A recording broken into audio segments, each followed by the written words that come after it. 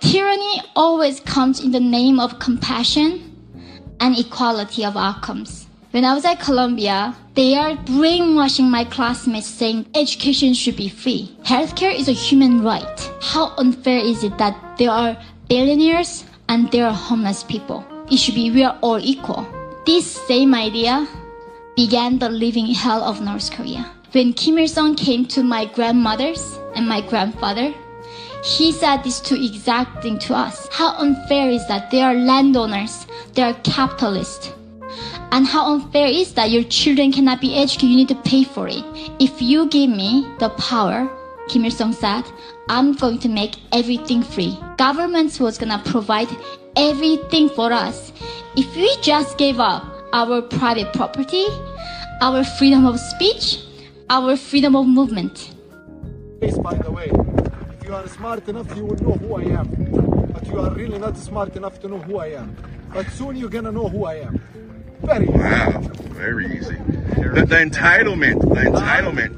No, believe me, I'm much better than that. Was first made a few years ago. Congresswoman Ilhan Omar tried to knock it down by calling it absurd. Then when the media turned up a wedding certificate, Omar went silent, refusing to make any comments at all, saying she does not talk about her family or personal life.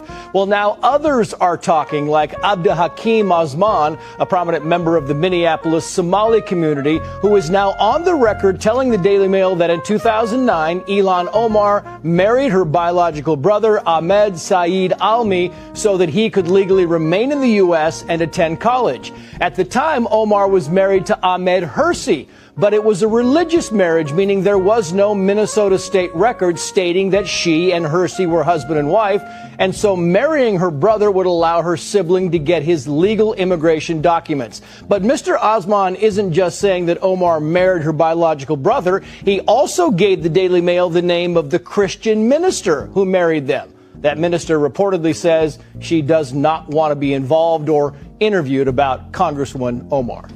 Ass up! Lock his ass up! You're going to jail. You're going to jail. Criticize the government? What? You want to die?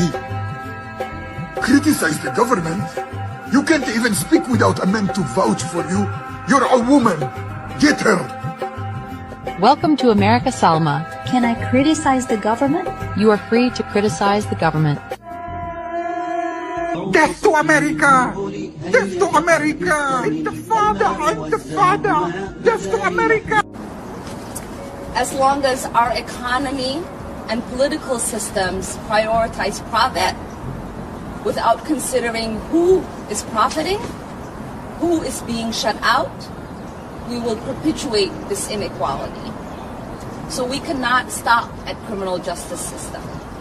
We must begin the work of dismantling the whole system of oppression wherever we find it. All right, here goes nothing. Oh! Ow! Felt good for once. You maniac! So shut up, bitch!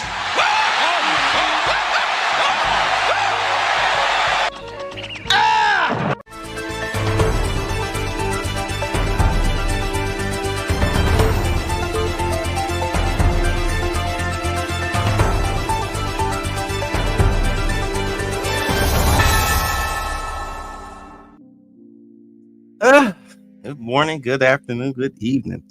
Wherever this video finds you, welcome to Tix. Y'all know my last video, I went off on a rant. But it's fine. We're going to, matter of fact, let me skip this. I'm going to skip this. And we'll skip this. And move on to some of the big stories before we get into the Timmy Wall situation. I want to take you out to some breaking news. And this one right here, I don't know if y'all know, but they bust shots at Tim Pool's house today, last night, early today. Yeah, let's get the details. That we have been following here as we gather additional details. Take a look at this post here as an investigation is underway after someone apparently shot at the home of well-known conservative commentator Tim Pool. The podcast host has millions of followers all over social media on multiple platforms and has become an influential voice for some conservatives out there. Now, he posted a short time ago this right here on his X page saying, quote, "Last night, a vehicle approached our property and opened fire. No one was hurt. Our security team is reviewing the incident and will be relaying the report to appropriate law enforcement. This is the price we pay for speaking out against evil." And no question, a lot of folks out there, especially Republicans, are putting out some information here to provide kind of their take on all of this. And I want to pop this up on your screen. This is coming in from Congresswoman Marjorie Taylor Greene. She replied to the comment and said, "This is fine. I'm glad everyone is okay. Everyone must stand together against this type of political violence and intimidation, no matter who it happens to, whether you like them or not."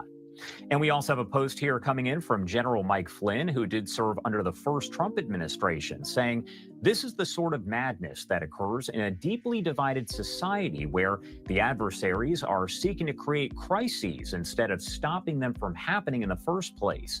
Glad to hear no one is hurt. We need to figure out how to return to sanity quickly before worse domestic conditions are created by those who foment false flags and fake crises for the sole purpose of creating chaos." Now, he did tag several different people in that post, including President Trump and Secretary Kristi Noem with the Department of Homeland Security, as well as Secretary of Defense and War, Pete Hegseth. Now, it's important to note that all of this here is coming months after the assassination of Charlie Kirk, who was another big right-wing political voice. The founder of Turning Point USA fatally shot as he spoke to a large university crowd over in Orem, Utah. That was back in September. As for this investigation here, it is still underway, so we are going to bring you any kind of updates, a news conference, or potentially any other remarks here on Live Now from Fox, as we always do. The way I look at it, I mean, I've said, excuse me, I said before, if you would have dropped the hammer and stood tall and strong against those insurrectionists out in California this summer, a lot of this stuff wouldn't be happening, because you would have sent a message that you're not playing around. But now, excuse me, I'm drinking the freaking Vitamalts.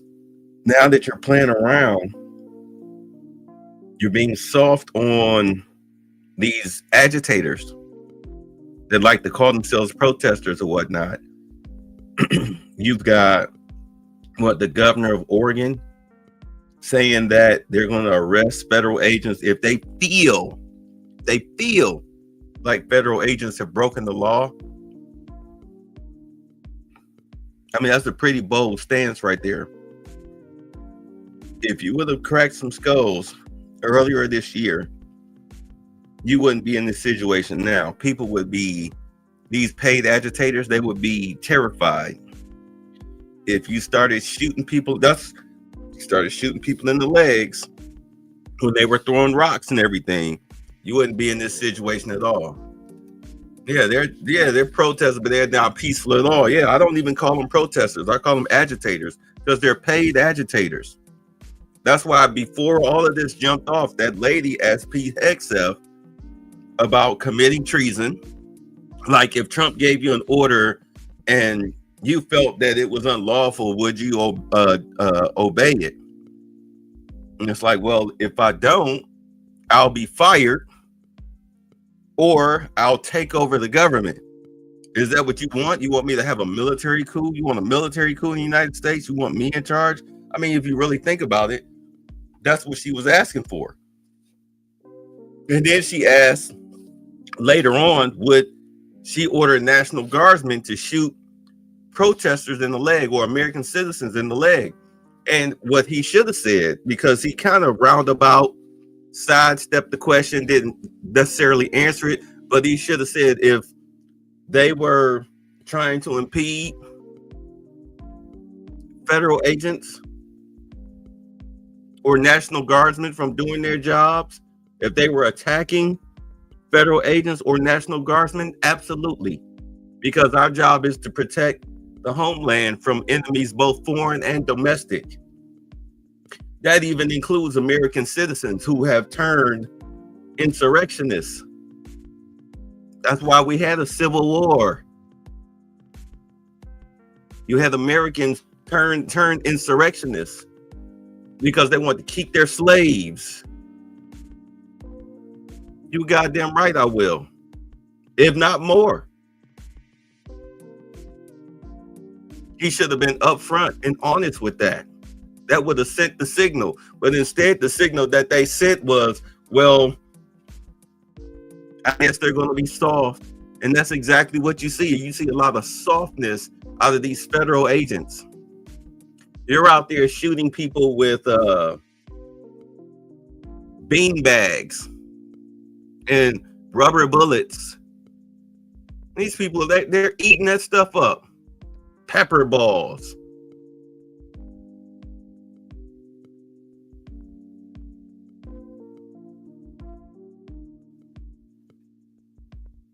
If you switch live rounds, like I'm telling you right now, if you throw a rock, we're using live rounds. If you throw a rock, we're using live rounds. Like, playtime is over. I mean, look at what's happening. You got goofy white guys throwing a sandwich at federal officers, then they chase them down, arrest them, and they drop the charges. I mean, you're setting, or you have set a very dangerous precedent. How many times have federal agents been attacked this year? You had the guy that called himself killed some ICE agents. Instead, he killed the 2 detainees that the ICE agents brought in before he offed himself. Now you got this Afghan who shot 2 National Guard, critically wounding the other. Now you got people shooting at Tampon. You have the Charlie Kirk situation. And you know, for this to be a nation of quote unquote white supremacists committing 80% of the violence, I certainly don't see it. At least not on the side that we've been trained as black people, been trained or conditioned all our lives to say, well, Republicans are the racists. Really? I'm not giving them a pass, but I'm not seeing the racism or the violence coming from their side right now. At least not in the past 4, 5, 6 years. Matter of fact, even back in 2016, a lot of the violence that was going on during like the George Floyd situation or whatnot, that was coming from Democrats, liberal white folks. Why the hell would conservatives be upset about you, like Charlottesville? Why the hell would conservatives be upset that you're tearing down statues of Confederate soldiers? They don't give a damn. They're like, please, like, I wish y'all told us y'all want to do this sooner. We'd have rented y'all the wrecking ball. We'd have got the crane. We'd have helped y'all tear this stuff down. Like, yeah, we do think it's stupid that the Confederacy that we defeated, they still got up statues and streets named after them and schools named after them. Yes, we're all for you tearing it down. That whole Charlottesville situation was black Confederates versus white Confederates.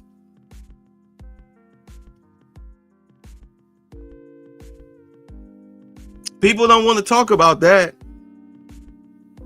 That was Democrat on Democrat violence. Same thing with George Floyd.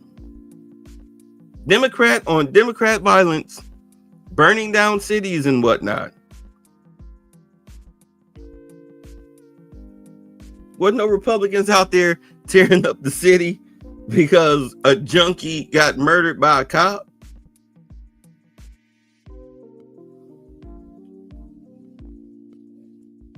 You can tell, look at what happened with the Kirk situation. They didn't go out here and start murdering people left and right. They didn't burn down cities and whatnot. These people were holding prayer vigils.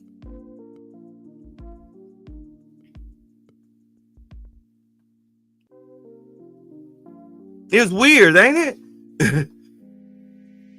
Right. To be fair, I did see some white Republicans complain about the Confederate statues. Right. Because they like, man, why is this stuff still up? Like, seriously, why is this stuff still up? And we like, yeah, why is this stuff still up?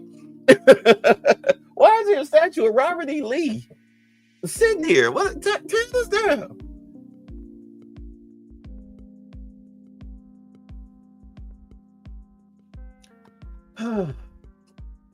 But you know, I mean, speaking of the Confederacy,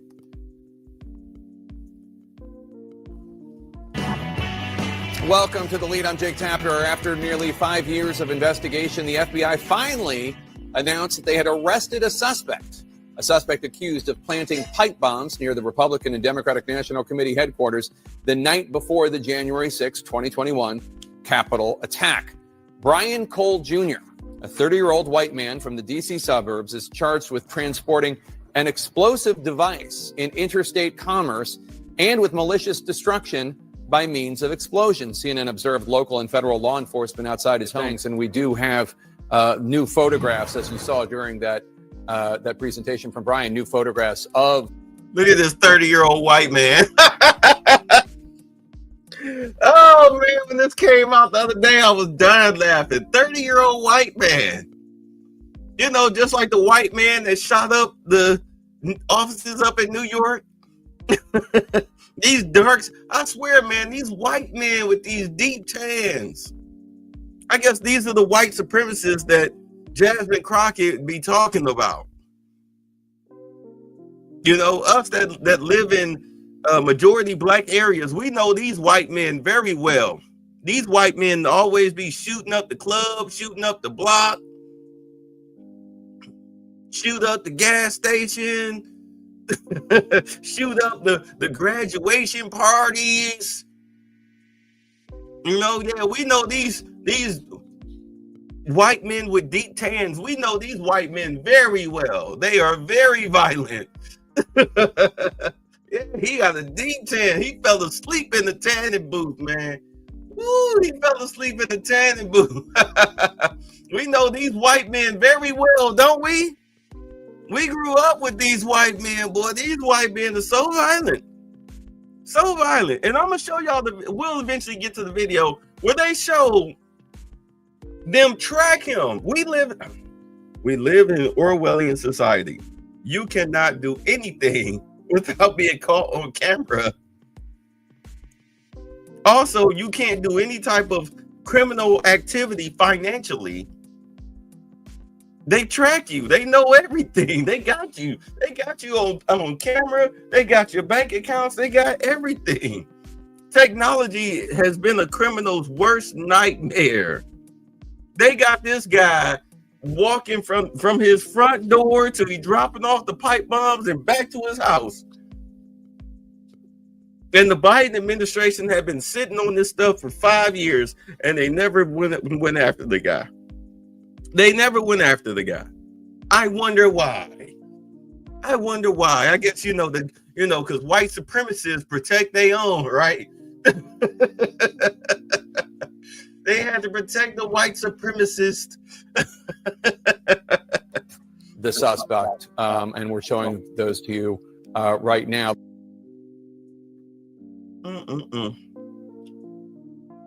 Free the white man. Very nice airplane, but it's rocky. Of course, this was on the 30th. I meant to address this. I never did get around to it. But trust me, it all leads up into where we're going. Any questions? We had some great economic numbers come out. As you know, we're doing very well economically.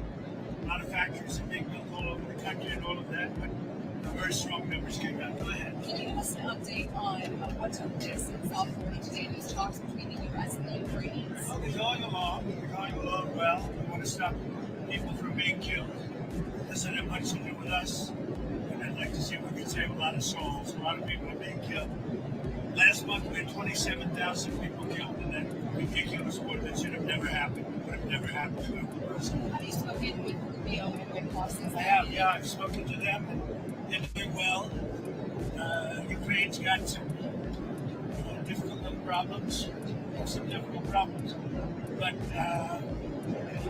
I think Russia would like to see it end, and I think I know Ukraine would like to see it end. You just said that Ukraine has a little bit of problems. Well, we have a corruption situation going on, which is not helpful. And is that impeding the peace talks? I said it was going on for 3 years, right? And I said, for 3 years I said it. So I was way ahead of schedule. But I think that there's a good chance we can make a deal. Mr. President, on Venezuela, can you tell us more about why the airspace above Venezuela should be considered closed? Because we consider Venezuela to be not a very friendly country. They sent millions of people, really, and probably a number in excess of that. And a lot of those people shouldn't be in our country, from jails, from gangs, from drug dealers, from all of the people that came into our country shouldn't have been in our country, causing a lot of problems. Does your warning, and drugs. Does your warning mean that an airstrike is imminent, or should we not read it that way? Don't read anything into it. The New York Times reported that you had a phone call with Maduro. Did you? I don't want to comment on it. The answer is yes. And can you tell us a little bit No, about I can't do that. Would you say it went well? I would say it went well or badly. You could so. Can you talk a little bit about the strikes and the controversy around Secretary of Defense Keith Haig said? I don't know anything about it. He said he did not say that, and I believe it. So you don't know if there was You talking about the two men? the second strike to kill the two men? He said he didn't do it.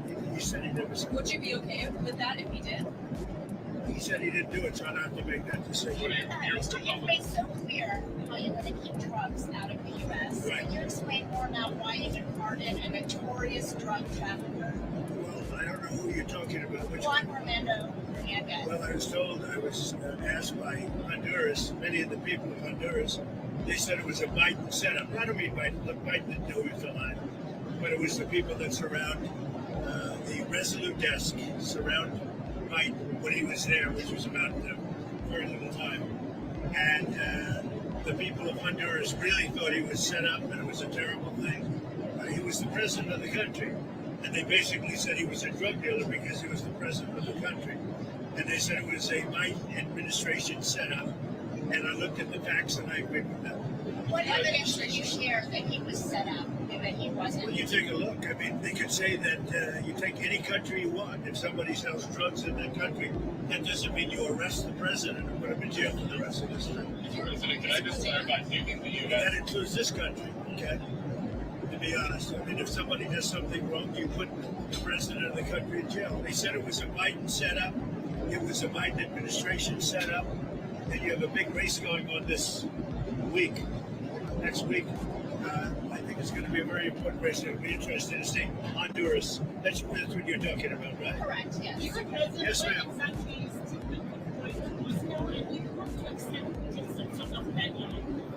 Well, what is the second part of your question? No,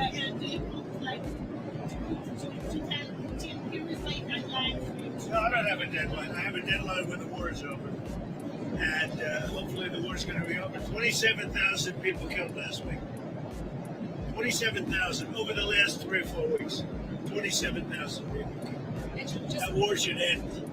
President, just for clarity, if there, on the Venezuela boat strike, if there were a second strike that killed wounded people, even in the first strike, are you thinking that would be illegal? I don't know that that happened. And Pete said he did not want them. He didn't even know what people were talking about. So we'll look into it. But no, I wouldn't have wanted done a second strike. The first strike was very lethal. It was fine, and if there were 2 people around. But Pete said that didn't happen. Does that make you? I have great confidence. You saying there's no second strike? I don't know. I'm going to find out about it. But Pete said he did not order the death of those 2 men. Do you have any concerns about how those boat strikes have been carried out at all? Very little, because you can see the boats, you can see the drugs in the boats, and each boat is responsible for killing 25,000 Americans. So, and they're doing an amazing job. And you know, we're getting, you just look at the numbers. The amount of drugs coming into our country by sea is infinitesimal compared to what it was just a few months ago. And each boat, think of this, each boat on average is responsible for the death of 25,000 Americans. On immigration, your administration made a lot of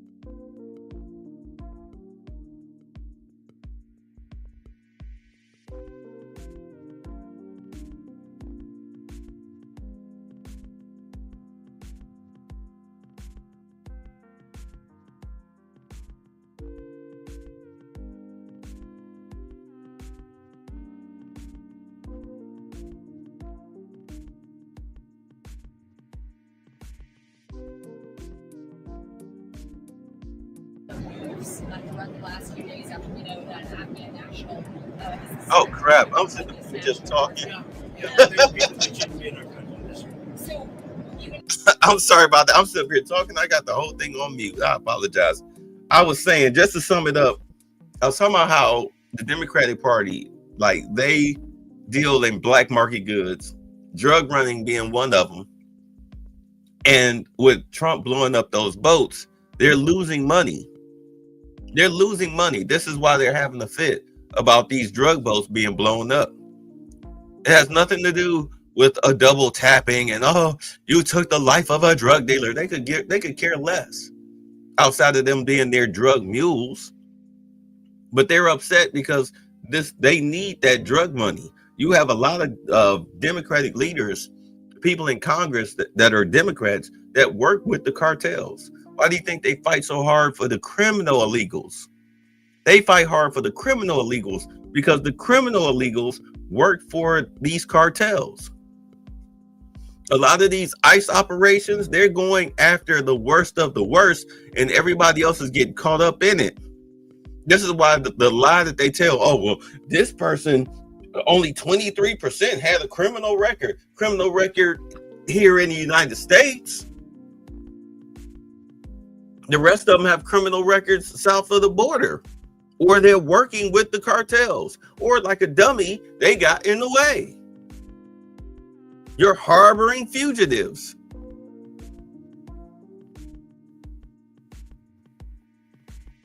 They're done. That's why they cut off Trump, cut off the money. He's starving the Democrats to death. He's starving them to death financially. You don't want to turn over your welfare rolls, your driver's licenses rolls, your Social Security rolls, your SNAP benefits rolls, your Medicaid, Medicare rolls. You don't want to tell us your voter rolls. You don't want to hand over all of that data, then you don't get any money. We'll starve you to death. And he's been attacking the Democrats since January 20th. Since day one. He's been starving them out. And now it's time for prosecutions.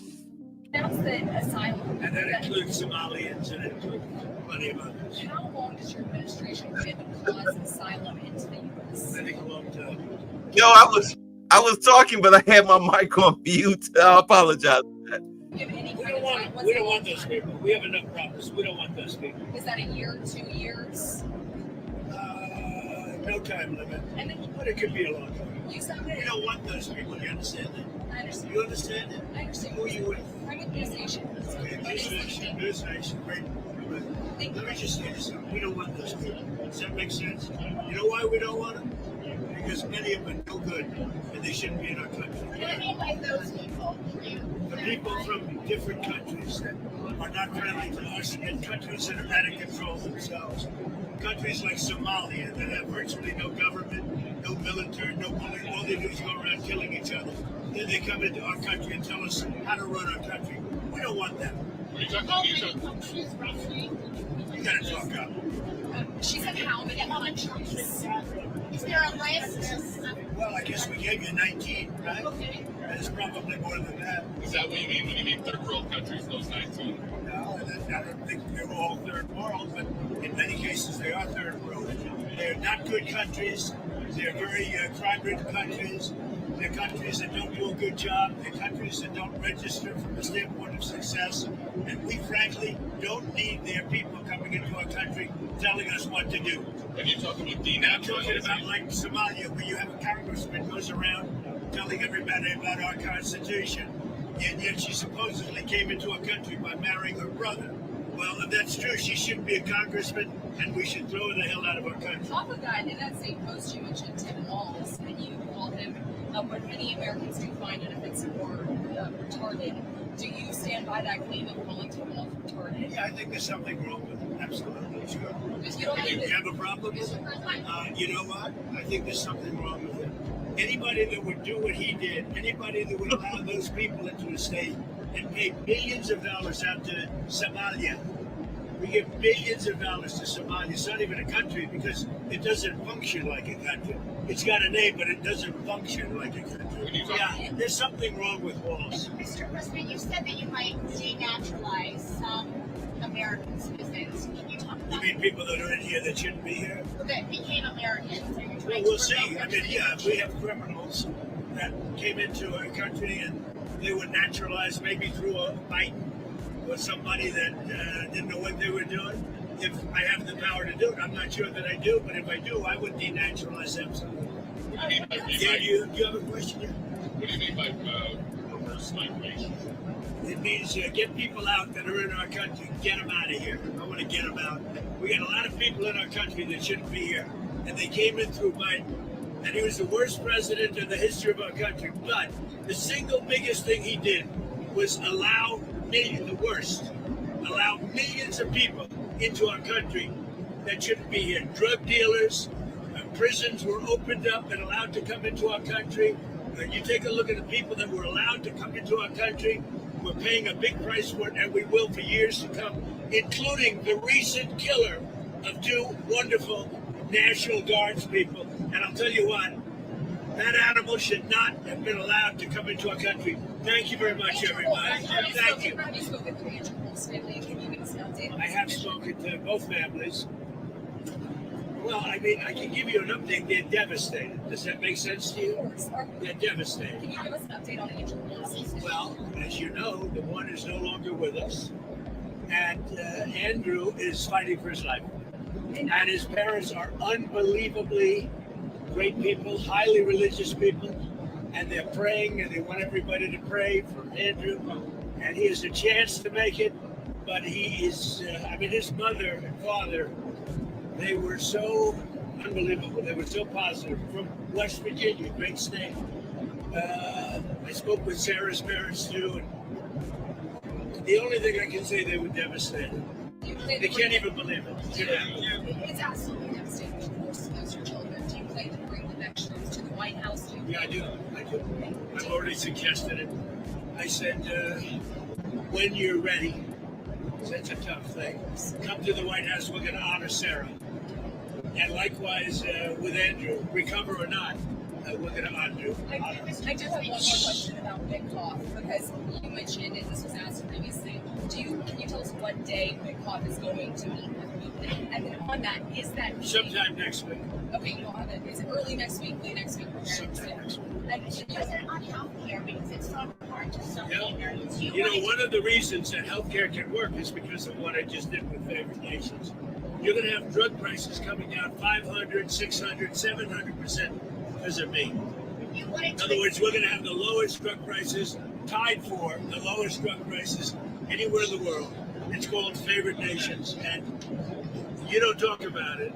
It's probably the biggest thing to happen in medicine in the last 100 years, and it can have a huge impact, positive impact on pricing for healthcare. Are you any closer on that decision on picking a new Fed chair? Are you any closer on that right now? I know who I'm going to pick. Tell me Kevin Hassan. I'm telling you, we'll be announcing it. Thank you very much, everybody. Thank you, Mr. President. This is a rocky flight. We're going to get out of here before something happens. They asked about my MRI. MRIs are very... I know when Jasmine Crockett act like that, it's okay to let these people... Governor Walz, you mean the incompetent governor? So, if they want to release it, it's okay with me to release it. It's perfect. What was the reason It's like my phone call where I got impeached. It's absolutely perfect. So, if you want to hear about it, or if you want to release it, you want to have it released. News Nation, failing News Nation. News Nation is doing lousy, by the way. But if you want to have it released, I'll release it. Can you tell us what they were looking at? For what, releasing? No. What part of your body was the MRI looking at? I have no idea. It was just an MRI. What part of the body? It wasn't the brain because I took a cognitive test and I aced it. I got a perfect mark, which you would be incapable of doing. Goodbye, everybody. You too. Thank you. He is vicious. I love when he do that, though. I love when he do that. Welcome back, and joining me now is Democratic Governor Tim Walz of Minnesota. Governor Walz, welcome back to Meet the Press. Good to be with you, Kristen. Thanks for having me. Weirdo. It's great to have you. Thanks you so much for being here. I do want to start with the tragic shooting of the two National Guard service members in the aftermath of the shooting. As you know, President Trump has responded by vowing to crack down on refugees, including from countries beyond Afghanistan. He hung out with black folks. Targeting the Somali community in your home state. He also described you using a slur widely regarded as derogatory toward people with intellectual disabilities. I want to read for you what he said, Governor, and get your reaction on the other side. He said, hundreds of thousands of refugees from Somalia are completely taking over the once great state of Minnesota. Somalian gangs are roving the streets looking for prey as our wonderful people stay locked in their apartments and houses, hoping against hope they'll be left alone. The seriously blank governor of Minnesota, Tim Walz, does nothing either through fear, incompetence, or both. What is your response to President Trump, Governor? Yeah, well, first of all, let me express my condolences to the families of the National Guardsmen. They're out there doing their duty. They serve us. As a commander-in-chief of the National Guard and someone who served, we have a responsibility to put them in a position where they're protected and they have a clear mission. And so I would express my condolences there. Look, Donald Trump insulting me is a badge of honor for me, but I think we all know, as both as an educator for a couple decades and as a parent, using that term is just so damaging. It's hurtful. We have fought 3 decades to get this out of our schools. Kids know. Keep in mind, he's not going to address. I mean, this is what they're leading off with. You know, you see, this is what they're leading off with. He called me a retard. My feelings is hurt. Let's talk about it all day. Let's make this the dominant headline. You know, like Bill Clinton getting the sloppy toppy in the White House instead of focusing on the treasonous actions that he committed by selling the secrets to China, the military secrets to China in NAFTA. No. We're going to focus on the micro. Know better than to use it. But look, this is what Donald Trump has done. He's normalized this type of hateful behavior and this type of language. And mainly, look, at first, I think it's just because he's not a good human being. But secondly, this from a guy who was happy that Tesla down, thus not understanding that the people in his state, their pensions are tied up in Tesla stock. And also wondering if Donald Trump had passed away. I mean, also lied about his military career. We'll never forget that funny moment on the debate stage. He was up there looking like was it Don Knotts from Andy Griffith show with the Buckeyes? Ooh. To distract from his incompetency. We know we just came through a Thanksgiving where prices are up. We know people are concerned about heating their homes as we're experiencing blizzards out here at the same time he's cutting those programs. So look, we cannot allow this to be normalized. The people who Trump is, like this is language police. You guys are woke. Many times it's just about being decent to people and making them feel included. You can use that word. Sure, you can use that language, but you shouldn't. And that's something that Donald Trump fails to realize. But again, Kristen, this is cruelness. This is meanness. It's aimed at a broader community. And as far as demonizing our Somali community, maybe he could help us on some things. Demonizing it. He is helping you on some things, because anytime somebody brings up what the Democrats are doing wrong, hey, so you've got this Democratic congresswoman taking text messages from Jeffrey Epstein in the middle of a congressional hearing. What? Trump bad. Okay, but what about her in her improper actions as a congresswoman? Well, Trump is bad. Okay, well, but what about her actions though? White supremacy, Trump and white supremacy. Okay, but what about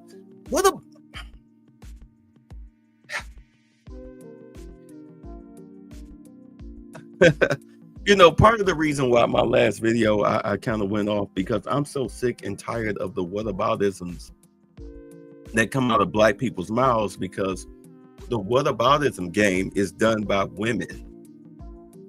It's done by women, weak, ineffectual lack of accountability type women, you know, the type y'all complain about all day long. And you have black males and males like Tim Walsh. They play the whataboutism game. They argue like women. We're talking about a particular subject, and then you want to switch it. You want to move goalposts. Your goalposts are tied on the top of U-Haul trucks. Entire community, folks who are in the professions, educators, artists, doctors, lawyers, entrepreneurs. They bring the diversity and the energy to a place like Minnesota. And they bring the thievery. Randomly decide to do this, it makes no sense. Do your job. Get the criminals out. Secure our border. But do it with dignity and respect to the American tradition of respecting immigrants and refugees as a What the hell is he talking about? Well, speaking of the Somali community, President Trump is targeting them and your state in part. He's citing fraud as the reason for his crackdown. Dozens of people of East African descent have been charged, convicted, and sentenced for stealing more than $1 billion in taxpayer money from government programs during COVID. As you know, Governor, that is more than Minnesota spends each year to run its Department of Corrections. So I want to give you a chance to respond to this. Do you take responsibility for failing to stop this fraud in your state? Well, certainly I take responsibility for putting people in jail. Governors don't get to just talk theoretically. We have to solve problems. And I will note, it's not just Somalis. Minnesota is a generous state. Minnesota is a prosperous state. It sure is. We're AAA bond rated, but that attracts criminals. Those people are going to jail. We're doing everything we can, but to demonize an entire community on the actions of a few, it's lazy. And as you heard Senator Kelly say, this president has cut a lot of inspector generals. He's cut programs that could help us tackle this on. So we'll take it on. We'll put folks in jail. He's talking about those NGOs, you know, where the money comes from the front door and out the back. That's what he's talking about. I don't care what your nationality is. I don't care what your religion is, your color. If you're committing crimes, these are programs that were meant to serve students with autism, to housing, and to making sure people had enough to eat. There's a reason Minnesota ranks as the top, lowest childhood poverty, best place for children to live. People are taking advantage of that. Yeah, because your numbers are skewed. Disconnected with demonizing an entire group of people who came here fleeing civil war and created a vibrant community that makes Minnesota and this country better. But that's Donald Trump. The very people who have been stealing taxpayer funds, I think they're saying that it's up to $6 billion over the past 4 years. They've only accounted for the past year or so. But they're like, this is just the tip of the iceberg. Christy Nome, she's like, the tip of the iceberg. This is why they ended all of the TPS, temporary protection status, for all of these Somalians. Go back to your shithole country. Go fuck your cousin and your brother and your sister and your mama and your auntie and your daddy and the goats. Go back to that. But do understand it's not over for the Somalians, because I'm going to tell you right now, I mean, I give the captain now. You're about to get it. Your little terrorist organization that you've been funneling taxpayer dollars to, funding your Somali pirates, your Somali criminals. Yeah, the Navy is going to take care of them very soon. Don't worry. Demonized, come up with no solutions. He's not going to help fix anything on fraud. My God, there's a big difference between fraud and corruption is something he knows about. Well, does he now? How would you know? Seeing how you're the most corrupt governor in the history of corrupt governors. Please tell me Donald Trump's corruption. And if you say them 34 felonies again, I'm going to slap the taste out your mouth. Because that was overturned. Because it was a sham. It was a fraud case. Governor, let me have you weigh in on this, because part of your initial response to President Trump's post was to call for him to release the results of his MRI. And I want to give you a chance to give our viewers exactly a sense of what you mean. What exactly were you suggesting by that, Governor? Well, here we got a guy on Thanksgiving, where we spent time with our families, we ate, we played Yahtzee, we cheered for football or whatever. This guy is apparently in a room ranting about everything else.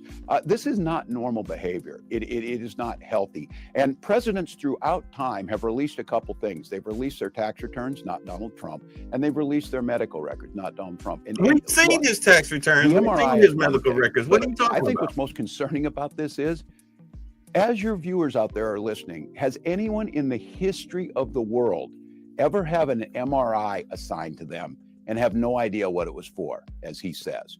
So, first and foremost, the President of the United States, you get an MRI and they check for everything, not just one thing. They check for everything.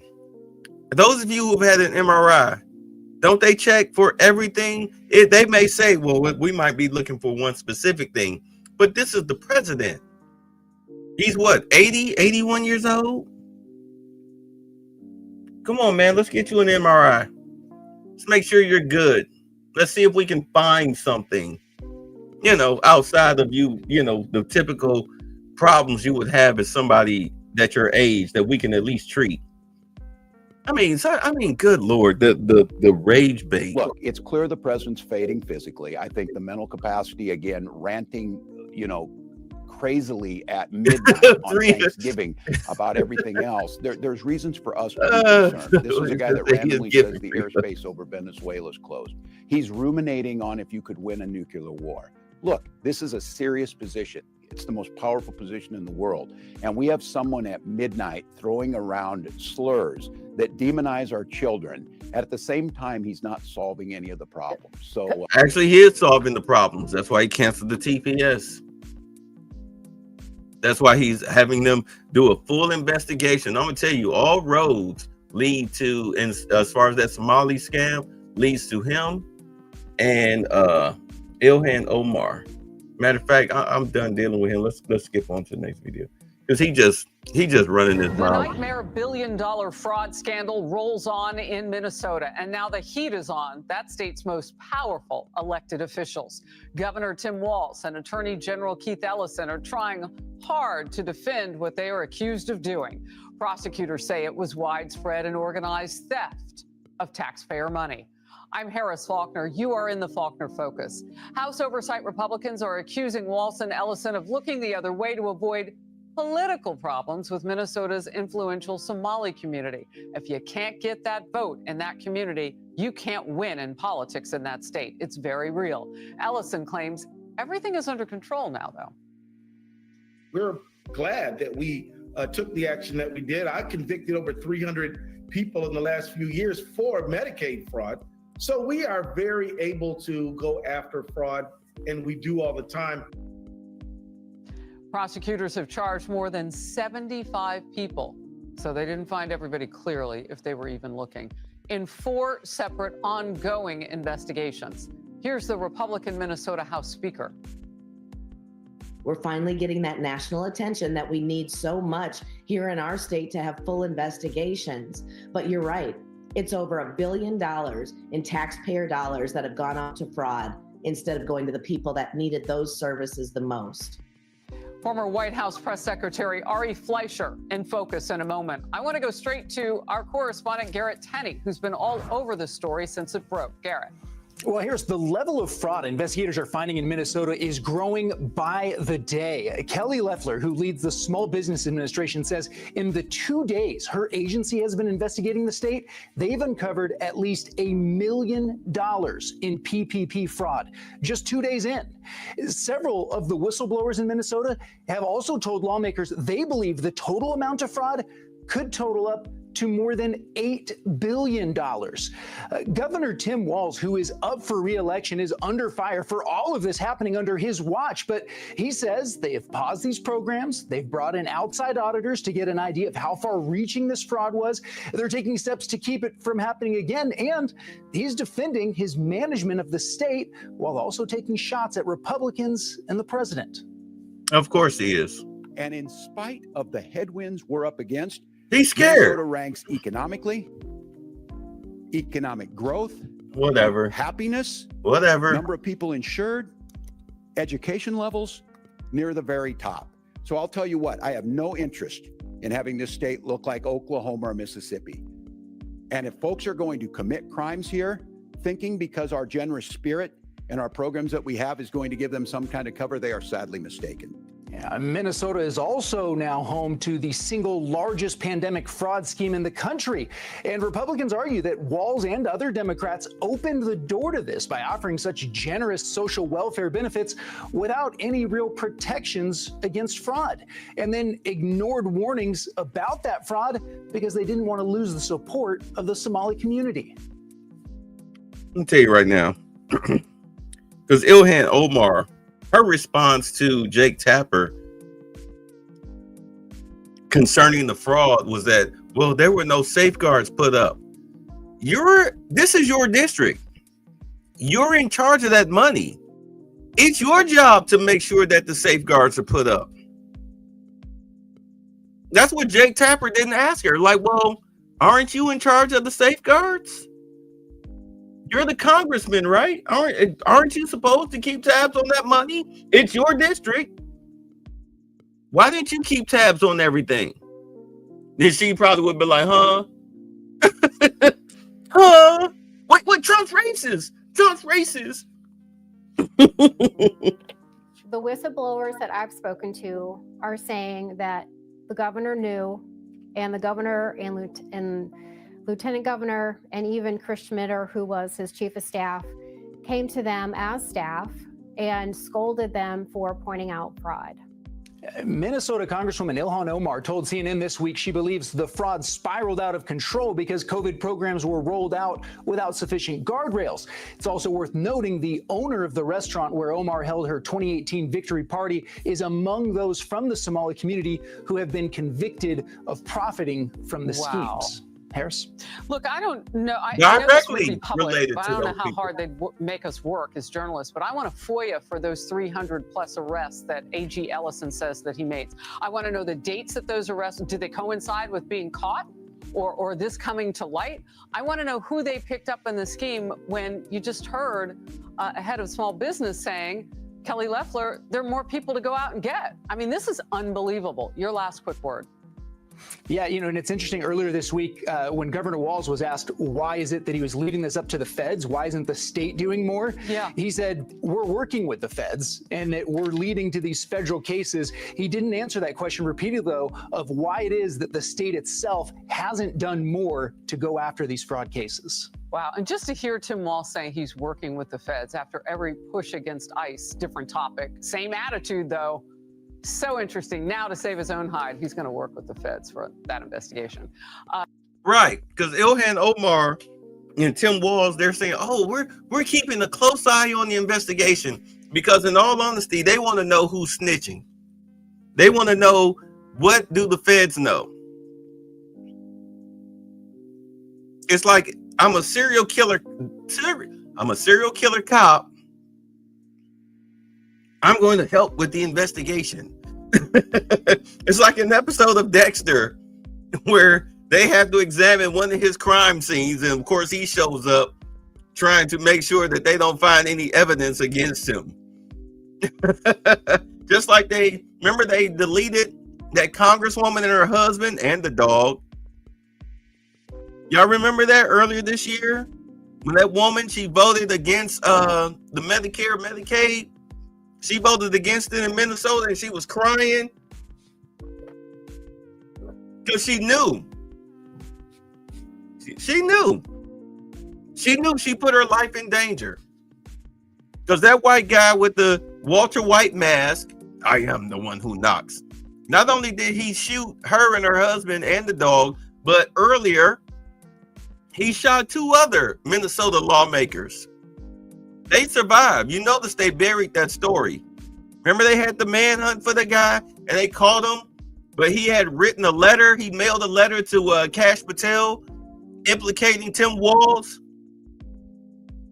in the hit list that they found him to have, because he wasn't supposed to have been found alive. He wasn't supposed to be found alive. But he called himself trying to at least have some type of clearance on his name, his family name. The FBI has been very silent about that. Y'all remember that? They've been very silent about that.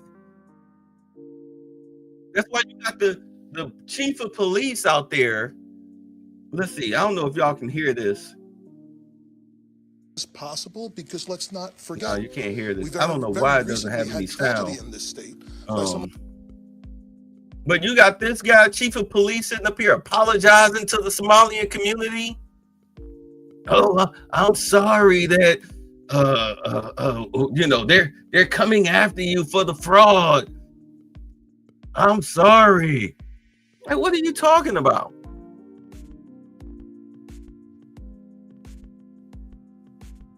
Yeah, because they know they have a terrorist organization up there. They have a terrorist organization up there in Minnesota, and Tim Walz is letting them run rampant. Rampant. They trying to cover all their tracks, but blockchain,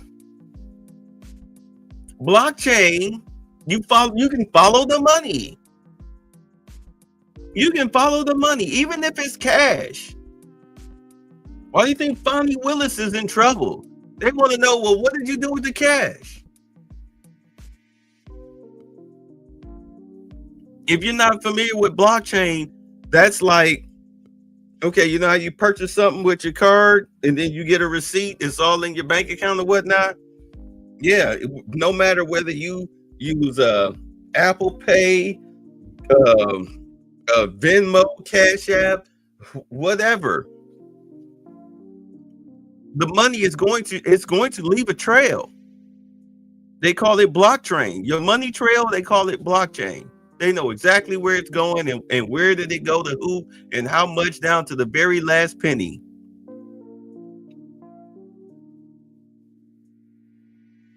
Why do you think they caught that chick out in I want to say Maine, but it's not Maine. Out in Boston, out in Massachusetts. The little black chick, little foreigner, running around screaming racism all the time, and she wound up doing a year. She got a year in jail, and kicked out of Congress because she was giving kickbacks to her family members. They were exchanging $7,000, $7,500 in cash in the bathroom. It's like, okay, well, here's this person. They took out this large amount. They're related to this congresswoman. And all of a sudden now she just deposited this same amount into her bank account. So then they use the cameras and they track it. Like, okay, so this person took the money out in the bank on this day. Well, let's follow them on the cameras. And then, oh, okay, they both congregated in the bathroom in City Hall. And one person went back to work, the other one went back to work, and then she went to the bank and deposited the $7,500 in her account. Like, do you really think we're stupid? You must think we're stupid. You really think you committed the crime of the century? Garrett Tenney, thank you. Minnesota's fraud scandal is raising much larger, more far-reaching and implications questions about the welfare state and government bureaucracies across America. The Wall Street Journal editorial board is honing in on that issue.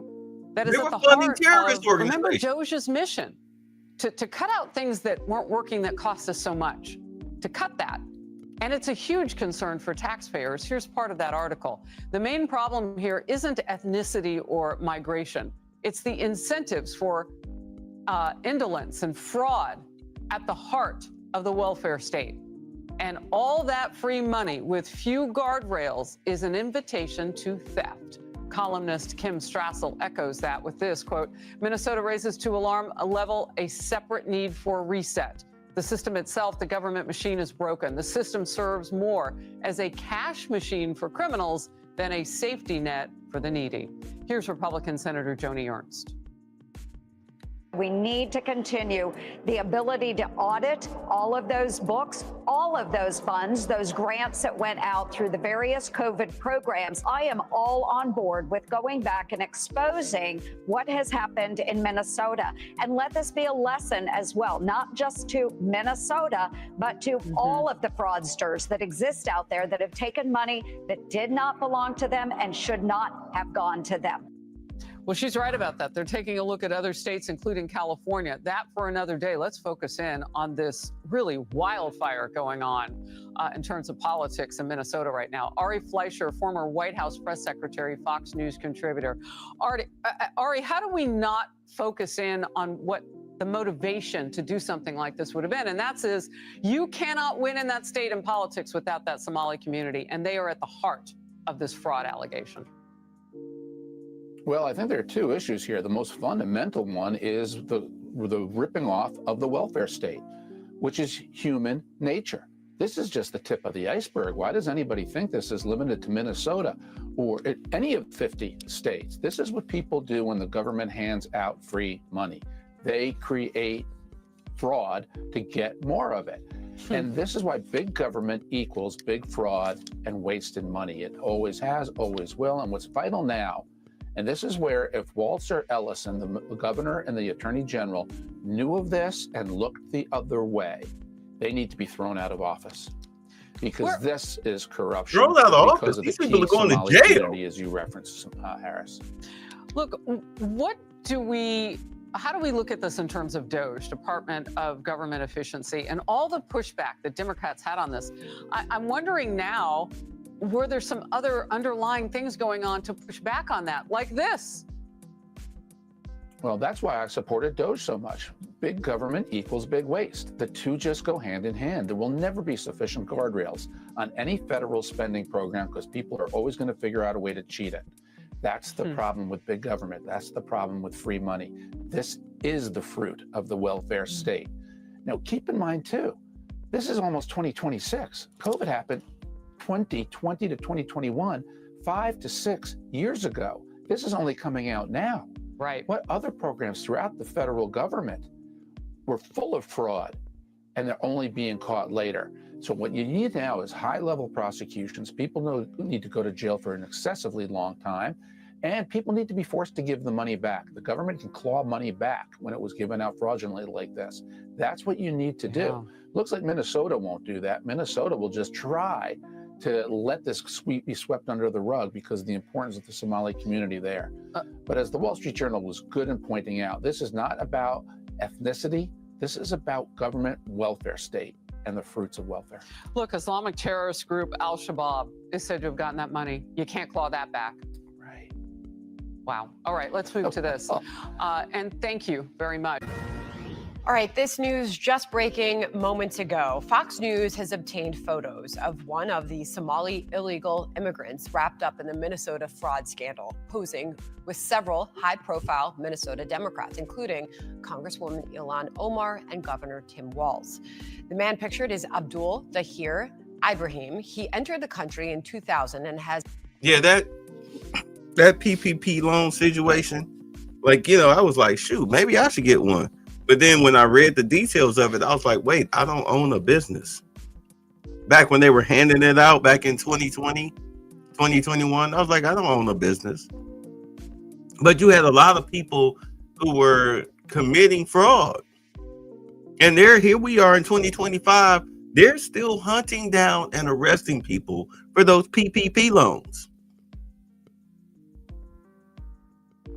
You might see some of your favorite YouTubers or vloggers or whatnot suddenly disappear off the internet because of these PPP loans. People out here in the streets, PPP loans. They were talking about Tom Brady. He got a PPP loan, but he paid it back. You pay the money back, you're good. They made it sound like, oh, it's free money. Yeah, because, if you just filed the paperwork, they would give you the money. But eventually you would have to pay that back. Yeah, it was a scam. It was a scheme and a scam. Because look, when you have people who are out here committing fraud especially with what they did at the border, where they let in all of these illegals all over the all over the United States, all over the world, just come in. You had a lot of poor people and scumbags filling out fraudulent PPP loans. If we can get you imprisoned on the PPP loans, take your assets, your houses, your business, whatever. Well, we've got this new crop of people here in the United States. They need businesses, they need homes, they need cars. I mean, they're still giving. This is why we're here dealing with the whole Somali situation. Brandon Johnson screwing over the black people in Chicago, raising up, dumping the illegals in their areas, and now tripling these people's land taxes. Only in the black areas, though, not in the white areas. But he's pro-black. He's a typical pro-black Democrat. Smile in your face, talk all that pro-black and this is racist, whatnot. Meanwhile, he's screwing over his own people. Because he got a puppet master telling him to. Had an order for removal since 2004. He also has a prior conviction in Canada for asylum and welfare fraud. ICE tells Fox News Ibrahim was granted temporary protected status for 10 years, but should have never been eligible. We are going to have more on this in our next hour. A massive fraud scandal unfolding in Minnesota, turning into a wake-up call on America's broken welfare system. As more details come to light about scams that bilk taxpayers out of what could be more than $1 billion. Yes, they sound like Dr. Evil. It's $1 billion. Welcome to a new hour of America Reports. I'm John Roberts in Washington. That's real money, Sandra. That is real money. Good to be with you on this Friday, John. I'm Sandra Smith in New York. So one startling example sticking out concerns a program to help recovering addicts find stable housing.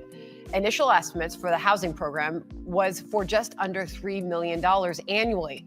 But an indictment shows grifters fraudulently billed Medicaid more than $100 million last year alone. Garrett Tenney is live on this out of Chicago for us. What do you have, Garrett? Well, Sandra, several of the whistleblowers in Minnesota have told state lawmakers that by the time these investigations are through, they believe the actual size of this fraud, the amount of taxpayer dollars that has been stolen, could be higher than $8 billion. We are already seeing some of that.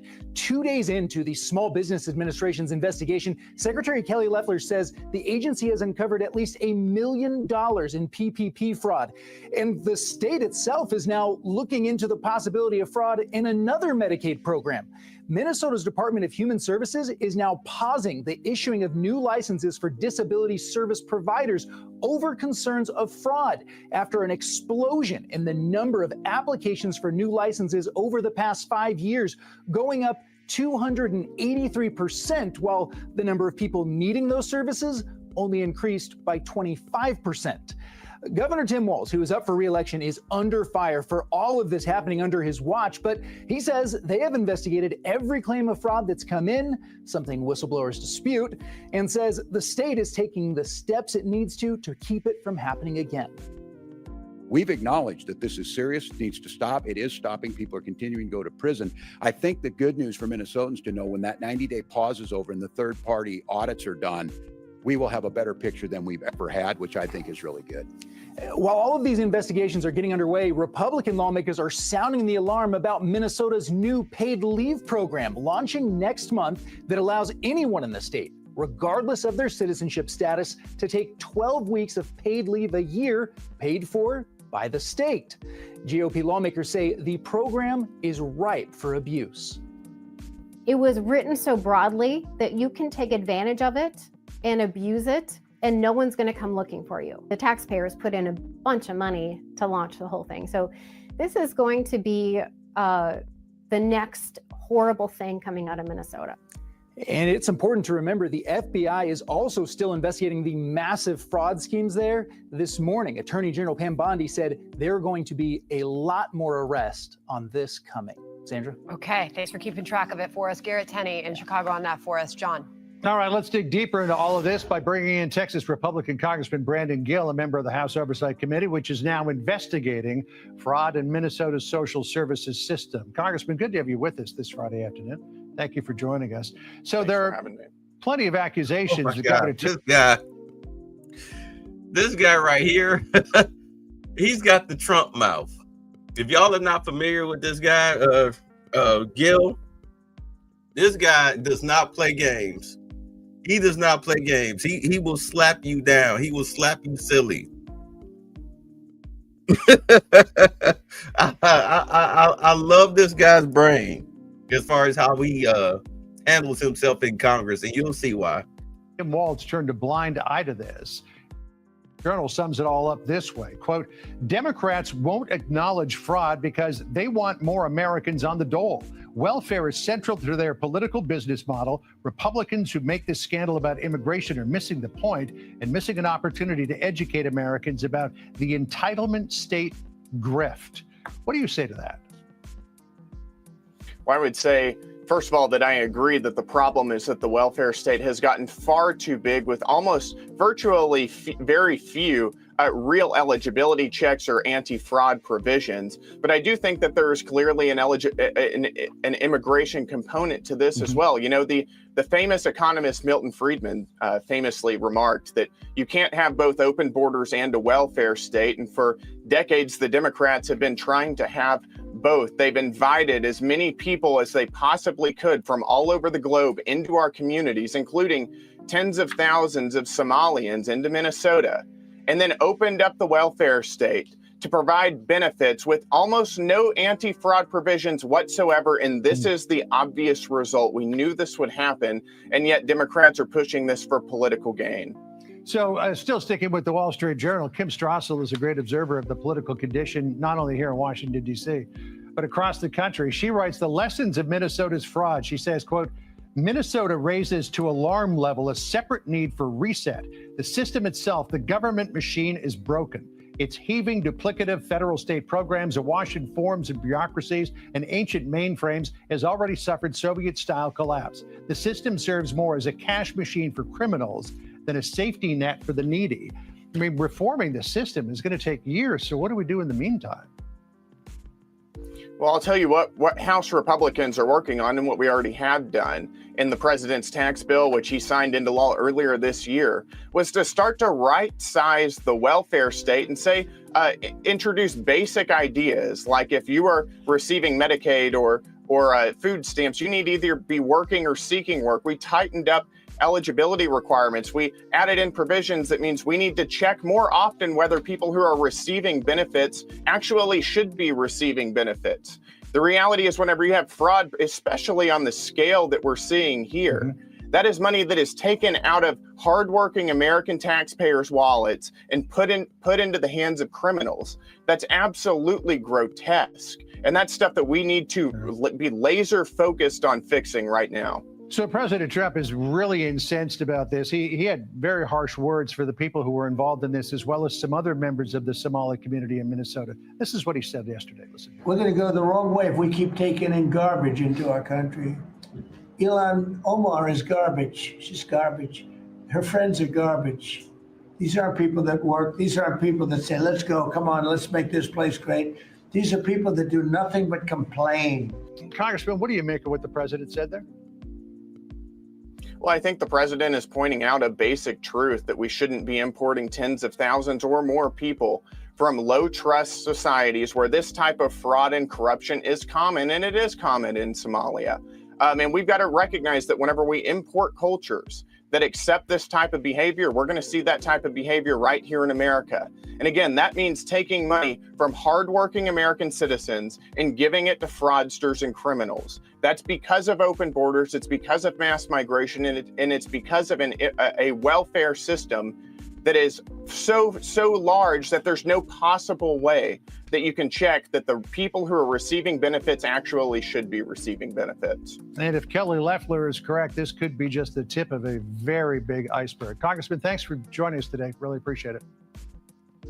That's why you kill their temporary protective status all across the United States. You get them out. You get them out. And I will say this again. I don't care if you smoke weed with a Somalian or a foreigner. Let's just say foreigners. I don't care if you smoke weed with them, had a beer with them. They're your co-workers. You go to their little store. Excuse me. You go to their stores. Yeah, that could be to be killing me. You go to their stores. You buy your Swisher Sweets, your beer, your little cigarettes, whatever. And they smile in your face. These people are not your friends. You don't go to the nationality only meetings where they sit up there and chant death to America and we're our country first and everything. And they build their empires. They build their money off of the backs of black people because white people won't let them in their communities to open up businesses. So they open up businesses in your community, in your areas. And you sit here and you bitch, moan, whine, and complain about how you don't own shit. That's because there's not people that even try to invest in black areas. And when they do, and people find out that it's a black owned business, they fuck it over. Remember all that stuff that was going on past couple years? You had the restaurant down in Houston with the dress code and some nasty black chick walked in butt ass naked. It's a family restaurant. Dude opened up a fine dining restaurant, got black women twerking on the tables, and people were mad that he kicked them out.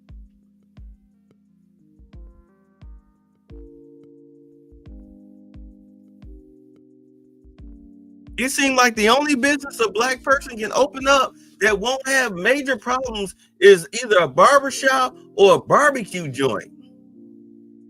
Black woman opened up a black hair care shop, and black folks go in there and rob and kill her. That's why I say if I was to open up like a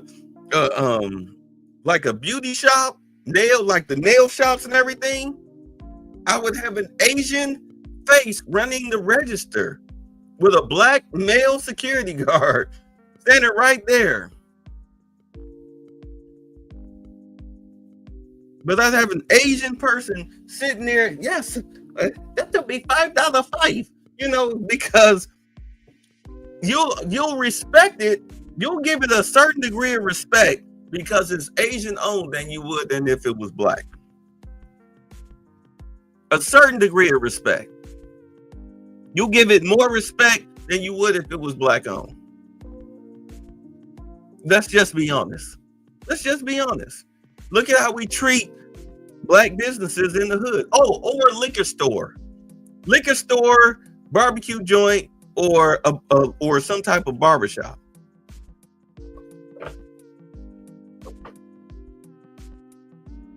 Anything outside of that, y'all treat it like crap.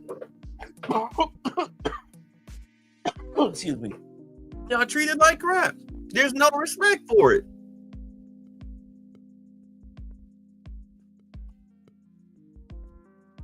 You do it to yourself. Children are terrified by black women. That level Freddy Krueger shit. Yeah. I know black dudes have white faces for the front of their businesses. Right. And they have very little problems. When they get their black customers, they show the utmost respect. Because, as much as black people love to whine, bitch, moan, and complain about racism, they still think that the white man's ice is colder.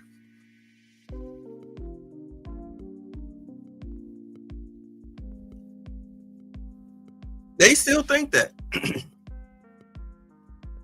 And I patronize black businesses as long as the service is good.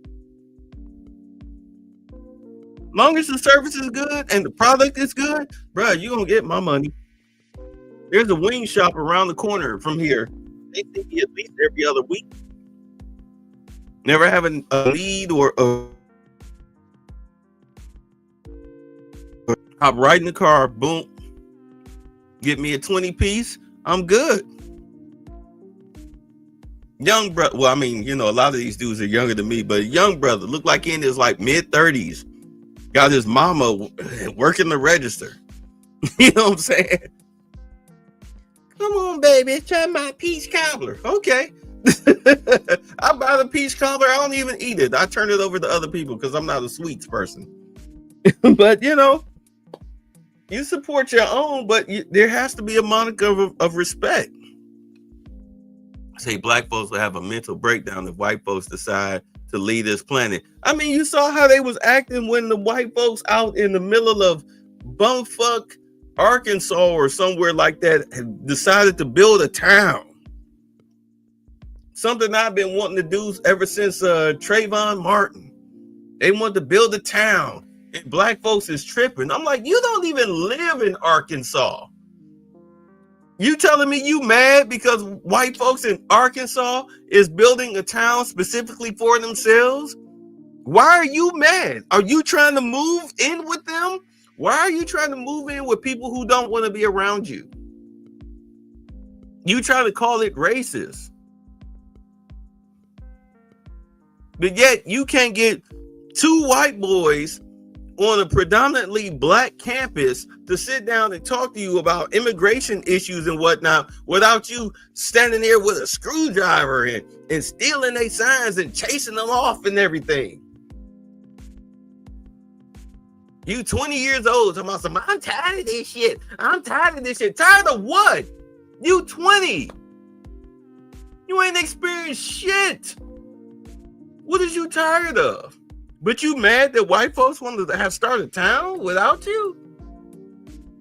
You wonder why they want to do that? You wonder why there's a thing called black fatigue?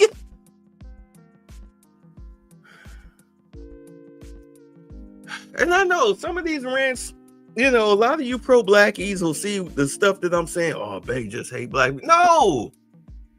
The beauty of consciousness is that you get to evolve. You need to change with the times. You have way too many people on here, on these internet YouTube streets, still talking like it's 2010.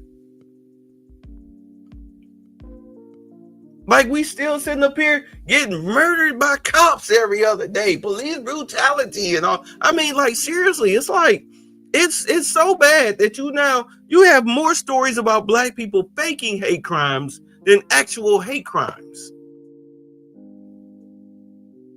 We're at the point where black people think that getting held accountable for criminality is racist. That's why these Somalians, we caught you. You stole billions of dollars. Trump is racist. Bitch, what? We didn't ask you about Trump. We asked you about you and your thieving, but Trump is racist. He said racist things. We don't, matter of fact, we agree with him. And so what about you? What the fuck are you going to do about it?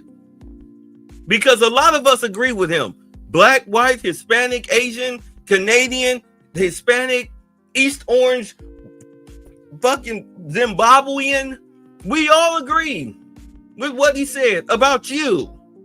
Because we've had to deal with your particular sect of people and your scammers, your pieces of shit. You're out here committing fraud like crazy all over the United States.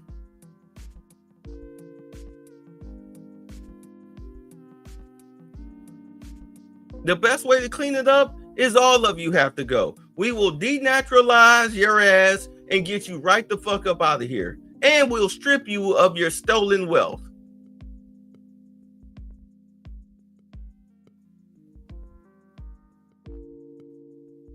Sick of you. We're sick of you. We're tired.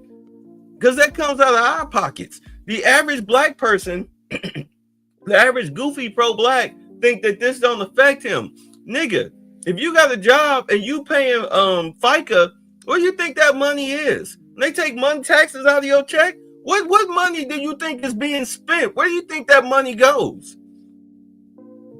I don't want not one penny going to a Somalian terrorist, a Hispanic drug lord. I don't want none of that shit going to none of them. I want my pennies to go to potholes being fixed, traffic lights being kept in order, road pavings, new highways, infrastructure being reinforced. That's where I want my taxpayer dollars going towards. Not a bunch of lazy motherfuckers cheating the welfare system, cheating Social Security, cheating Medicaid, or in some politician's pocket. I want every penny to go towards the betterment of society, not to the betterment of another motherfucker. And how you can sit up here and shrug and, think that you're not directly affected tells me everything I need to know about your IQ level. Like, seriously. They're mad because we can see in multiple dimensions.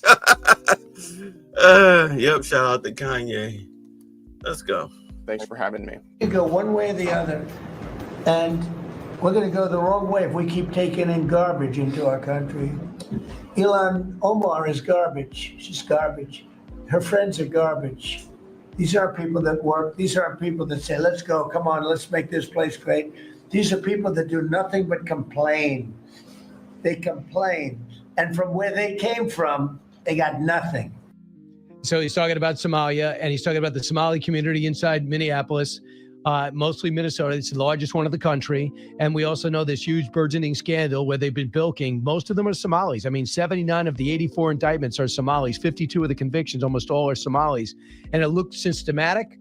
And the money might, in fact, be going back to Somalia, to Al-Shabaab, their Al-Qaeda affiliate. So if that's the Chris Rufo connection that he talked about last week, that is being pursued now by the Treasury Department. And the president is fed up. She's fed up with people like Ilhan Omar who do nothing but complain, who raise kids that have take part in anti-Semitic protests at Columbia, who just whine about this country instead of trying to make it better.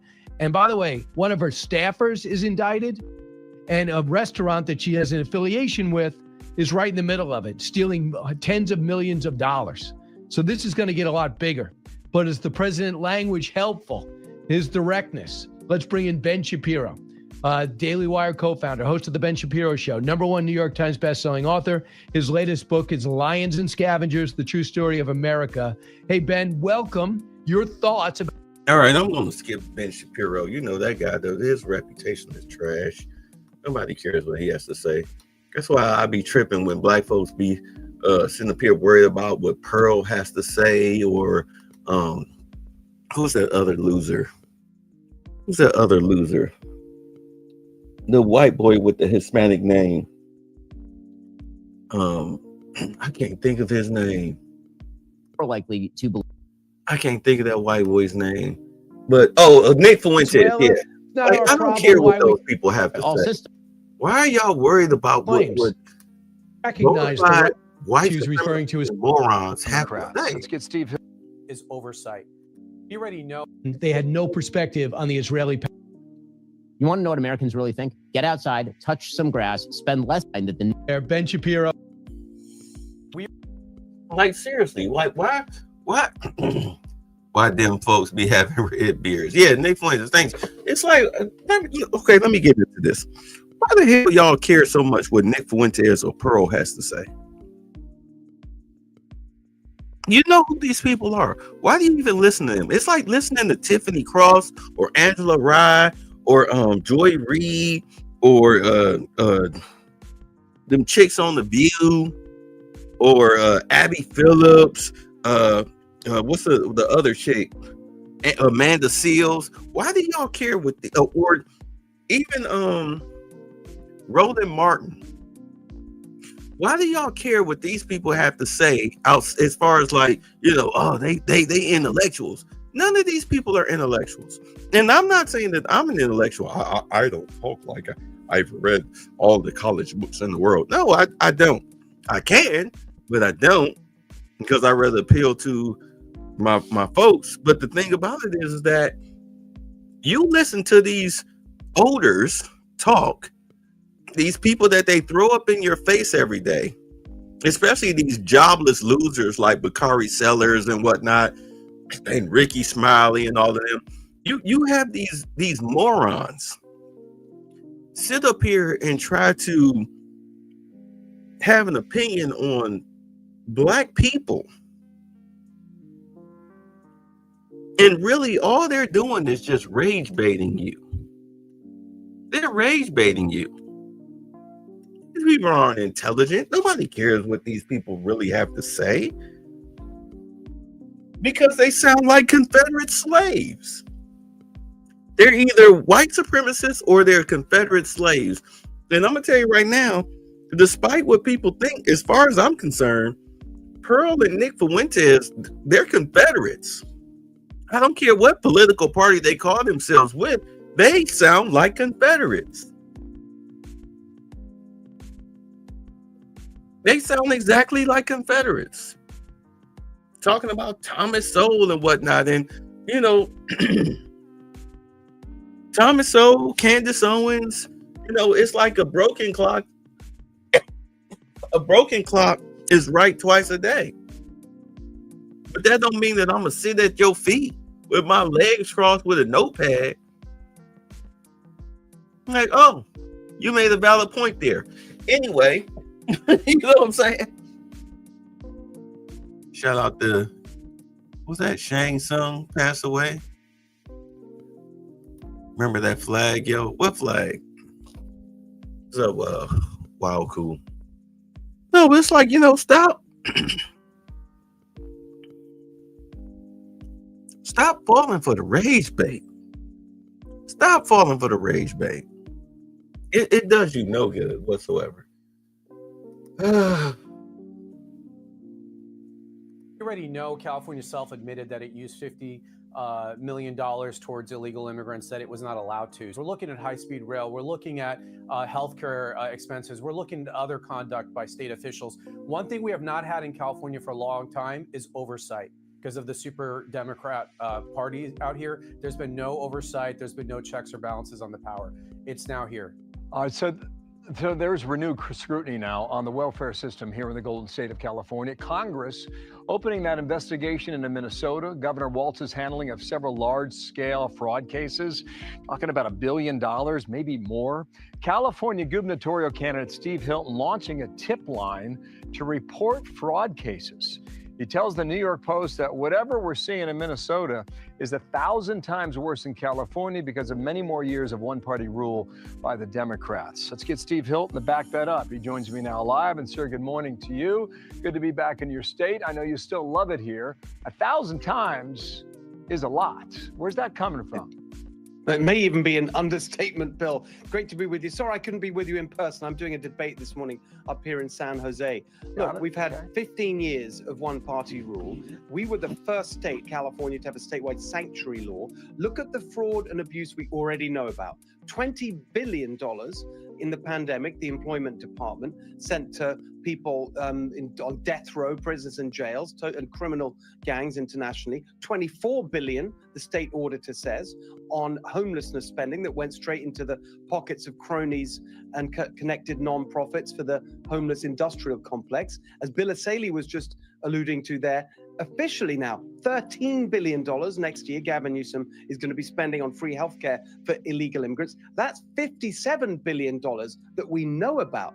Think about the rest, the massive bloated size of our bureaucracy, nanny state, welfare state here in California. That's why I've launched califraud.com, because in Minnesota, we saw for years, honest, decent, brave civil servants were trying to blow the whistle on the abuse that was going on there. Tim Walz and the Democrat machine silenced them, harassed them, and tried to cover it all up. We mustn't let that happen here. So I'm calling on every civil servant, every state worker in California who may know of shenanigans that are going on to go to califraud.com, anonymously tell us so that we know what's going on, so that when I'm governor, we can root it out and save taxpayers' money.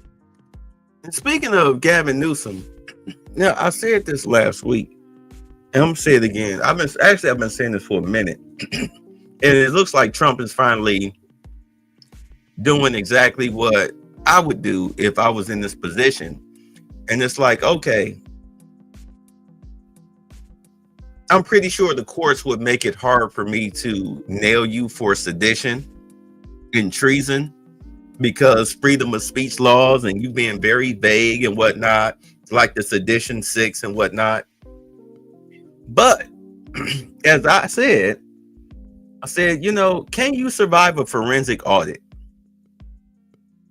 Can you survive a forensic audit? Shane Chow, she used to be the mayor of Oakland. Last year, she got indicted for taking bribes. She got indicted. She's no longer the mayor of Oakland. Asian chick. They got her.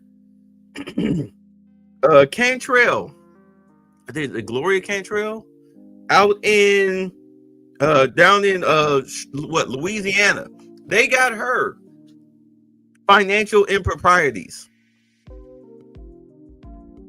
This was the whole thing with Tiffany Hinyard. Why haven't you gotten her on financial improprieties? But do understand her police chief, Chief Lacey, for those of y'all who remember that situation going on in Dalton in Thornton Township, he's getting convicted. Keith Freeman has his case coming up, as does Tiffany Hinyard. These people are turning state's evidence against her. So her turn is coming. It's just a matter of time. The federal government works slow, but they do work eventually. They may not work on our timeline, but they do work. Gavin Newsom, Karen Bass, Brandon Johnson, Pritzker. You see what they're doing with Letitia James? I mean, they tried to have her case tossed out. They brought it right back. You know, like, no, we gonna nail you. Who's the chick down here? Fonnie Willis, Michelle Wu, the mayor of Denver, Johnson.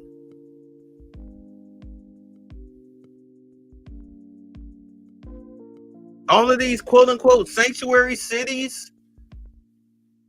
Trust me, they're coming. They're coming after you. When that big, beautiful bill goes into effect in less than 30 days, it's the 6th, January 1st. Trust me, when that big, beautiful bill kicks in,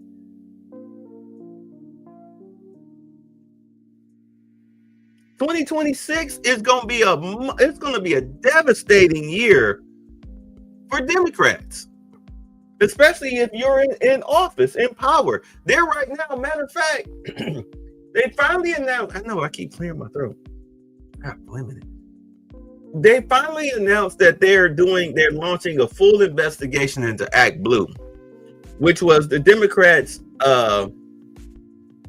money laundering app where you could do the donations. And the thing about Act Blue, as a refresher, is that if you donated to Act Blue via your debit or credit card, what happens is the way they got it set up is that they don't need the 3-digit security code in order to take money off of your card. So they've been nickel and diming people off of their cards for years.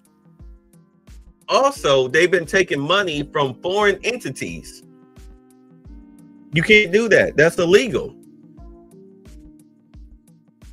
The government was already looking into them last year, and you had their top brass quit, turn the corporations over to other people to take the fall.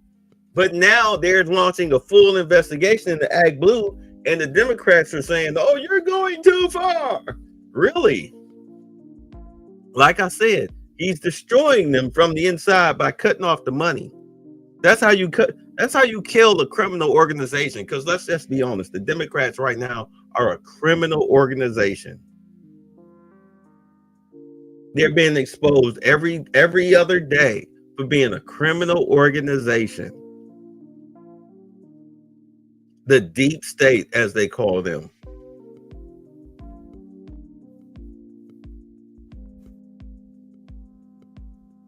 You're going to see people like Jasmine Crockett in court.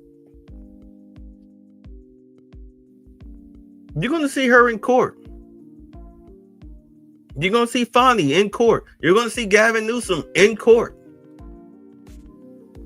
You're going to see Brandon Johnson in court. You're going to see Pritzker in court. And all of them are all going to say the same thing. Donald Trump is a racist, he's a fascist, he's a dictator. And we as the American people be like, yeah, but what about the money you stole though? No. Can you explain the money you stole without mentioning Trump's name? Can you do that? And these people will have Tourette's. They'll have Trump Tourette's.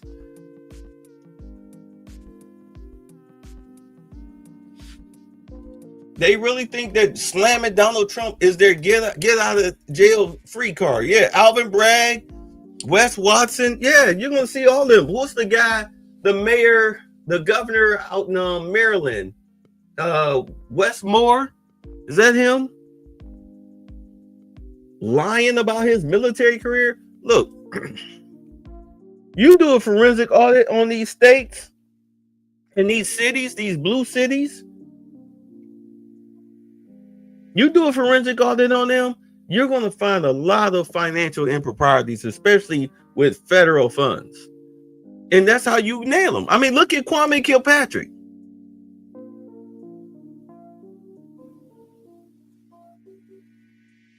You think that this iteration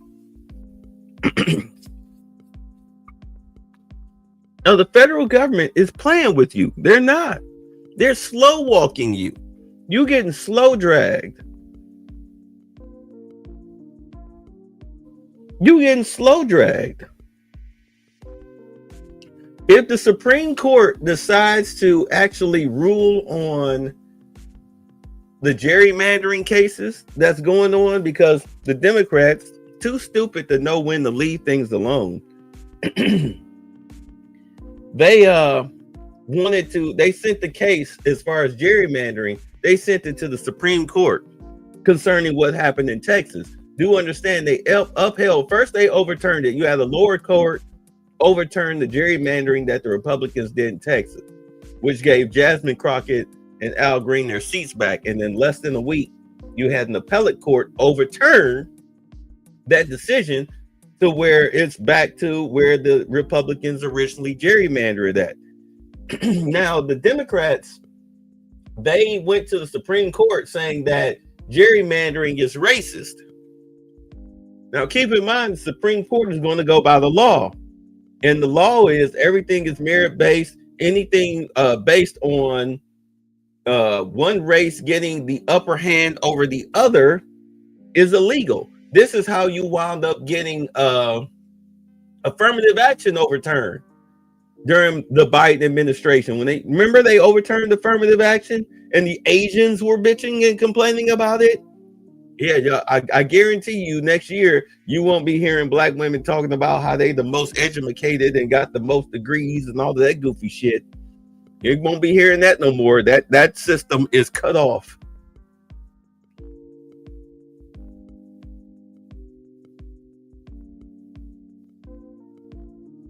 But at any rate, the Supreme Court is like, yeah, no more race-based laws where you give the upper hand to one race over another. Even though do understand that a lot of the laws that are race-based that we have here in the United States were given to us by the Republicans in order to give us as black people, ADOS, not foreigners, FBAs, whatever the hell you want to call yourself. But those of us who are natural born citizens here in the United States, we have no ties to Africa. There's no auntie's couch in Zimbabwe that you can go, hey, auntie. Yeah, no. Ain't no Black Panther going on. All of those laws, the 14th Amendment, the Voting Rights Act, all of that stuff was for our benefit. Republicans gave us that, not the Democrats. All of that stuff can pretty much go the way of the dodo, but do understand that if they dissolve it, that doesn't mean that you lose it. It's just that, hey, we no longer see you as a Black American. We now see you as an American, just like we no longer recognize Hispanic Americans, Asian Americans, what East Orange, New Jersey Americans, whatever, wherever the hell you were born. If you were a naturalized citizen, you're a naturalized citizen, a birthright citizen. But we can't take your citizenship away from you like we can with an Ilhan Omar. If you're a birthright citizen, you can trace your lineage back at least 2-3 generations being born and raised here in the United States, then we ain't gonna, it's an even playing field. So with the Democrats going to the Supreme Court talking about the gerrymandering, okay, of districts of these cities and states and everything, if the Supreme Court says that, well, you can't gerrymander these states based on race, then the Democrats will lose a good, 80 to 60 to 80 seats than what they have right now, which is pretty close to what the Republicans have right now. But if they end gerrymandering, then the Democrats lose seats. They'll lose seats in California, Illinois, New York, and Massachusetts, where they desperately need those seats. Especially California and New York. They would lose those seats. You would have to ungerrymander those areas, those districts, those states. Yeah, they Auntie Killmonger, right. Yeah, they would lose those seats. Therefore, the Republicans will have a clean sweep when it comes to Congress and the Senate. Which means that if you wound up getting a Democratic president, they would have to work with Congress and the Senate, a Republican Congress and a Republican Senate. If they did away with gerrymandering, they would be screwed. If they didn't want to play ball. The Democrats are doing this to themselves because they hate Trump so bad. They're destroying themselves because he's destroying them. I love it. All right, we ain't gonna be here long. I'm running out of time here. All right, we'll see what you come up with on that. There's a couple other topics I want to get to. I've been out here twice in the last couple of weeks. It is a stunning thing for me to drive through the Pacific Palisades and then through Malibu for many, many miles. And so our viewers at home who have not been out here, the destruction from these fires is extensive. And the state's doing its best to try and recover. And it's been a very slow process. Last January, here is Gavin Newsom on NBC and said this about the effort in California. Watch. We're already organizing a Marshall Plan. We already have a team of looking and reimagining LA 2.0, and we're making sure everyone's included, not just the folks on the coast, people here that were ravaged by this disaster. Okay, so after that, President Trump came to California. And yesterday, Gavin Newsom was in Washington, D.C. He said in January, real Donald Trump looked me in the eye on the tarmac, promising Angelenos that he'd help rebuild after the firestorms. 11 months later, he still hasn't delivered. That's why I'm headed to D.C. to push for a long overdue federal aid package for survivors. Hold on, bruh. Your little puppet Karen Bass, your little communist puppet Karen Bass sat up there and talk about, well, we got to do permits and land surveys. And Trump was like, hey, yo, screw all that. Fast track that stuff. Get these people. So these people are ready to rebuild right now because the Palisades, that's not low income housing area. These people are multimillionaires. This is where actors and heads of industry live, in the Palisades. They got the money. Clear the freaking permits. Let them clean that crap out. Let the insurance company go ahead and give these people their money because you are liable for this fire. I don't want to hear no shit about no fucking wind. Where was the water? Where was the water? Yeah, you're liable. Did you clean up? Did you rake the forest like Trump told you to do? Did you clean it up? No. So you're liable. And they're about to prove you're liable. That's why they're suing you in court. Too many, all these radio chatters of standing down and everything. Yeah, they got you dead to rights. And you sitting up here ready to turn the Palisades into low-income housing for illegals. You trying to eminent domain these people's land all up and down the coast of where that fire hit. You ain't slick, nigga.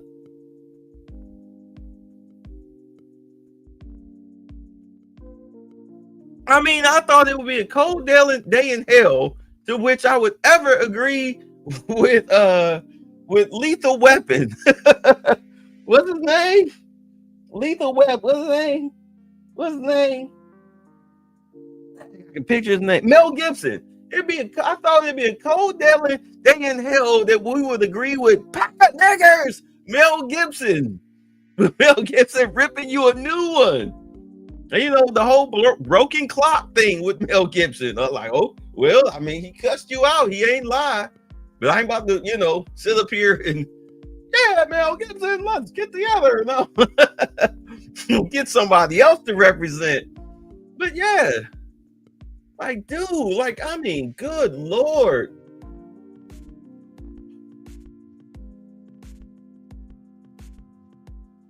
You're screwing these people over. You're burying these people in paperwork and bureaucracy because you're trying to steal their land, just like Brandon Johnson is trying to steal people's homes. You ain't slick. You ain't slick. Trump told y'all to fast track it, and y'all slow dragged him. Y'all slow dragged these people. And now but here you are, you trying to get money.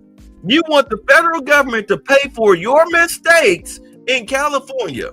So that way they don't sue you for that money because you are under a lawsuit. They filed a class action lawsuit, but you try to get Trump to get them to back up off me, give them their money. No, you do it. Fast track them permits and they'll leave you alone. Stop trying to steal these people's land. You already burned down their homes and their prized possessions. You piece of shit. That's why I say, man, go ahead and do a forensic audit on this dude. Throw this guy in prison. Will California get that, Steve? How do you see it? I'm sorry, Bill, but the level of lying and gaslighting now from Gavin Newsom is beyond a joke. It is disgusting. It is an insult to everyone who lost anything in the Palisades fire, in the Altadena fire, because look at what he said there. You played the video. He said Gavin Newsom, not Donald Trump, Gavin Newsom would be organizing a Marshall Plan to rebuild LA. I was in the Palisades yesterday afternoon. We went to the first house that they touted as being rebuilt after the fires. Turns out it was permitted before the fires. It's not even a real home. It's a show home. And look at what's actually been happening on the ground in the Palisades. It's actually the president and his team who've done the job. The Army Corps of Engineers cleaning the toxic waste. Lee Zeldin and his team from the EPA. They did their job in record time. The federal government did its part. It's California, the feckless governor, the useless mayor who've done nothing practically to deliver on the promises they made. That's why we're going to kick them out next year, Bill. We're sick of all this. I know you won his job. We'll see how that election goes. In the meantime, we'll see what he gets from Washington from this trip to our nation's capital. Steve Hilton, thank you for your time. We'll continue to track it. Appreciate you coming on today. Moving on to this. All right, so, and I know I hated to use Fox for all of this, but, you know, I mean, they're the only ones that's really covering the stories. That's covering these stories. CNN, MS Now or whatnot. MS Now has become such a goddamn Trump derangement syndrome network. No wonder they got rid of them. No wonder they cut ties with them. But they will not cover these stories. They won't cover these stories. I mean, they're calling black terrorists white men. I mean, it's pathetic. It's pathetic.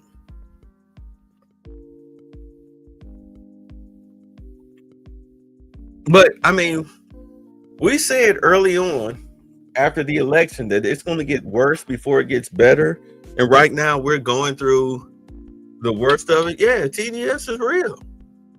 We're going through the worst of it right now, but you can see the forest for the trees, though. That's the beauty of it. You can see the forest for the trees. You're starting to see them. They're getting ready to start drumming a lot of these people out of government. It's coming. It's coming. All right, y'all. Let me get out of here. I gotta do my shorts. Y'all be safe. Peace. No, gentlemen, Mr. Butler's been up north, I hear. Don't you agree with us, Mr. Butler? I think it's hard winning a war with words, gentlemen. What do you mean, sir?